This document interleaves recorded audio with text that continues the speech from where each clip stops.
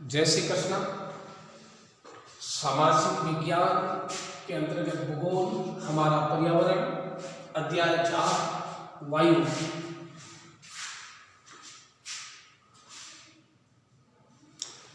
वायुमंडल की संरचना, जिसके अंतर्गत हमारा वायुमंडल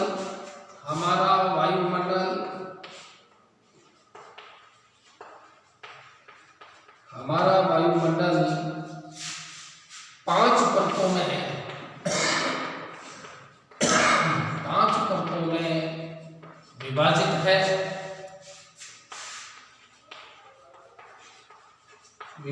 है। हमारा वायुमंडल 5 परतों में विभाजित है। सर्वप्रथम जैसे जो पृथ्वी की सतह से आरंभ होती है, पृथ्वी की सतह से आरंभ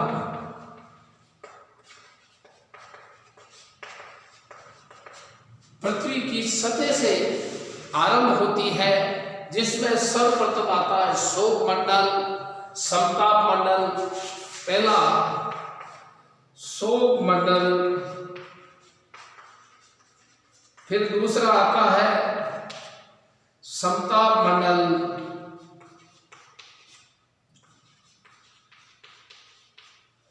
तीसरा आता है मध्य मंडल और चौथा आता है जैसे शोक मंडल, समताप मंडल, मध्य मंडल, बाह्य वायुमंडल, बाह्य वायुमंडल और चौथा आता है 5वां बहिर्मंडल।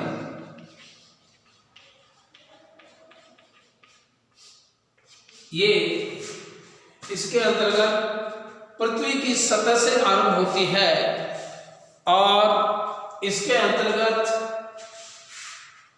5 परतों में विभाजित है। सर्वप्रथम आता है शोक मंडल, समताप मंडल, मध्य मंडल, बाह्य वायुमंडल और 5वां आता है बहिर्मंडल। शोक मंडल जैसे ये हमारे चित्र में दर्शाया गया है, जैसे ऊंचाई किलोमीटर में 10, 20, 30, 40, 50, 60, 70, 80, 90 और 100, जिसके अंतर्गत शोक मंडल ये परत वायुमंडल की सबसे महत्वपूर्ण परत है। इसको औसत ऊंचाई 13 किलोमीटर इसकी है, ऊंचाई है। हम इसी मंडल में मौजूद वायु में हम इसमें सांस लेते हैं। मौसम की लगभग सभी घटनाएं इसी शोक मंडल में विद्यमान होती है, जैसे वर्षा, कोहरा, ओला वर्षण इसी परत के अंदर होते हैं। उसके बाद में आता है समताप मंडल। जैसे देखिए, जैसे हवाई जहाज शोक मंडल के ऊपर समताप मंडल कहलाता है, उसका भाग कहलाता है। ये लगभग 50 किलोमीटर की ऊंचाई तक फैला रहता है। ये परत बादलों और मौसम संबंधी घटनाओं से लगभग मुक्त होती है। इसके फलस्वरूप यहाँ की परिस्थितियां हवाई जहाज उड़ाने के लिए आदर्श होती है।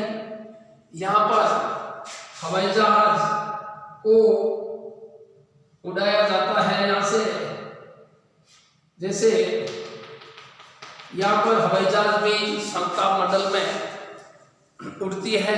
ये महत्वपूर्ण मंडल है। ओजोन गैस की परत होती है।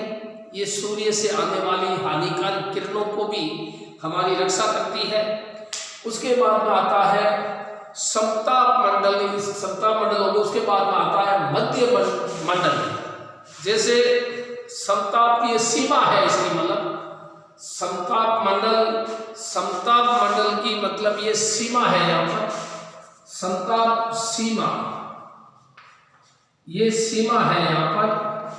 जैसे देखिए ये वायुमंडल की तीसरी परत है, समताप मंडल के ठीक ऊपर होती है। ये लगभग 80 किलोमीटर की ऊंचाई तक फैली है। अंतरिक्ष में प्रवेश करने वाले उल्कापिंड इसी परत में आने पर जल जाते हैं। उल्कापिंड इसमें आते हैं। बाह्य वायुमंडल में बढ़ती ऊंचाई के साथ साथ तापमान अत्यधिक तीव्रता से बढ़ता है। आयन मंडल इस परत का एक भाग है जो 80 से 400 किलोमीटर तक फैला रहता है। रेडियो संचार के लिए इस परत का उपयोग होता है। वास्तव में पृथ्वी से प्रसारित रेडियो तरंगें इसी परत द्वारा पुनः पृथ्वी पर परावर्तित कर देती है। इसको हम बाह्य वायुमंडल को हम आयन मंडल भी कहते हैं। इसको आयन मंडल भी हम कह सकते हैं। बाह्य वायुमंडल को हम आयन मंडल भी कहते हैं। जैसे देखिए सर्वप्रथम बहिर्मंडल, जैसे सबसे पहले बहिर्मंडल के अंदर वायुमंडल की सबसे ऊपरी परत को बहिर्मंडल के नाम से जाना जाता है। वायु की पतली परत होती है। हल्की गैसें जैसे हीलियम, हाइड्रोजन यहाँ से अंतरिक्ष में तैरती रहती है। स्थानीय समाचार पत्र से 10 दिन की मौसम रिपोर्ट लिखें और मौसम के बदलाव का अवलोकन कर सकते हैं।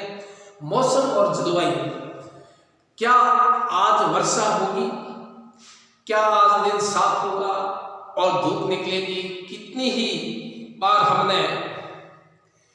हमने कितनी ही बार सुना होगा।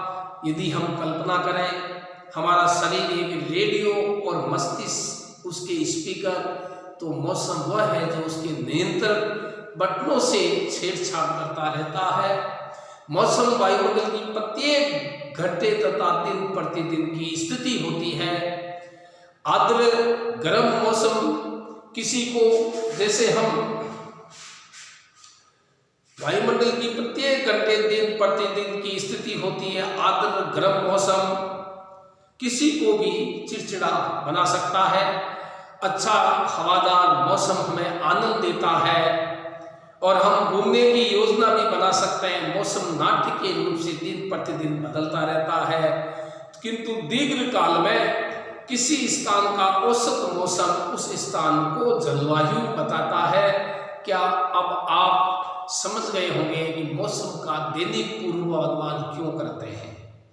जैसे देखिए, किंतु दीर्घ काल में किसी स्थान का औसत मौसम उस स्थान की जलवायु कहलाता है। ये जानकर आपको आश्चर्य होगा कि पृथ्वी सूर्य की ऊर्जा के भाग का केवल एक भाग है जो 2 अरब ही प्राप्त होता है। 2 अरबवा ही प्राप्त होता है। जैसे तापमान, आप प्रतिदिन जिस जलवायु तापमान का अनुभव करते हैं, वायुमंडल का तापमान होता है। वायु में मौजूद ताप शीतलता के परिमाण को तापमान कहते हैं। वायुमंडल का तापमान केवल दिन और रात में ही नहीं बदलता, दिन और रात में भी नहीं बदलता है। वायु में मौजूद ताप एवं शीतलता के परिणाम को तापमान कहते हैं। वायुमंडल का तापमान केवल दिन और रात में ही नहीं बदलता, बल्कि ऋतुओं के अनुसार भी बदलता रहता है। शीत ऋतु की अपेक्षा ग्रीष्म ऋतु ज्यादा गर्म होती है। शीतकालीन ऋतु में सर्दी अधिक पड़ती है और ग्रीष्म काल में गर्मी बहुत ही अधिक मात्रा में पड़ती है। जैसे आर्द्रपन एक महत्वपूर्ण कारक है जो तापमान के वितरण को प्रभावित करता है। सूर्य से आने वाली वह ऊर्जा जिसे पृथ्वी रोक लेती है आर्द्रपन कहलाती है। सूर्य से आने वाली वह ऊर्जा जिसे पृथ्वी रोक लेती है आगपन कहलाती है।